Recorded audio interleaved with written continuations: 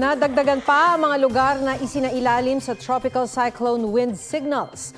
Nakataas ang signal number 2 sa Ilocos Norte, northern portion ng Ilocos Sur, Apayao, Abra, Kalinga, Mountain Province, Ifugao, Cagayan, kabilang ang Babuyan Islands, Isabela, northern portions of Quirino, Nueva Vizcaya at Aurora.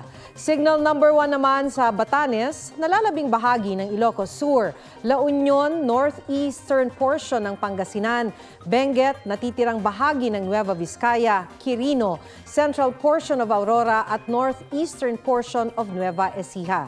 Sa datos ng Pag-asa, huling namataan ang sentro ng bagyo sa Rizal, Kalinga. Kumikilos yan pa north-northwestward sa bilis na 15 kilometers per hour, may lakas ng hangin na 85 kilometers per hour at bugsong aabot sa 105 kilometers per hour. Batay sa forecast track, posibleng lumabas ng Philippine Area of Responsibility Miyerkules ng umaga.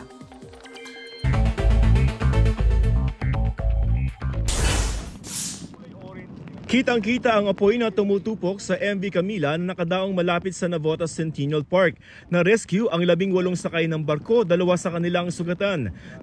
2 barko rin ang bumangga sa dike dahil sa lakas ng hangin at alon. Nabasag ang ilang bahagi ng dike. Sunog sumiklab sa isang residential area sa Scout Limbaga sa Quezon City. Isa ang patay. Sugatan ng 2 bomberong rumisponde sa sunog. Inaalam pa ang sanhi ng apoy. Joseph Morong nagbabalita para sa GMA Integrated News. On spotlight ang pagrampa ng ilang sparkle stars sa isang fashion event. May report si Lars Santiago.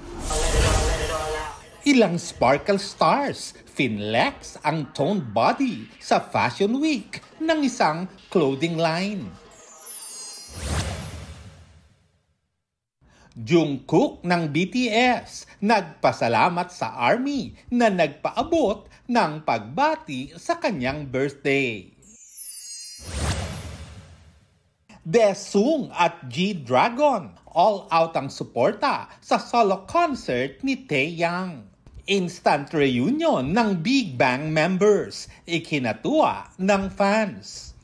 Lars Santiago nagbabalita para sa GMA Integrated News. Huwag magpahuli sa mga balitang dapat ninyong malaman. Mag-subscribe sa GMA Integrated News sa YouTube.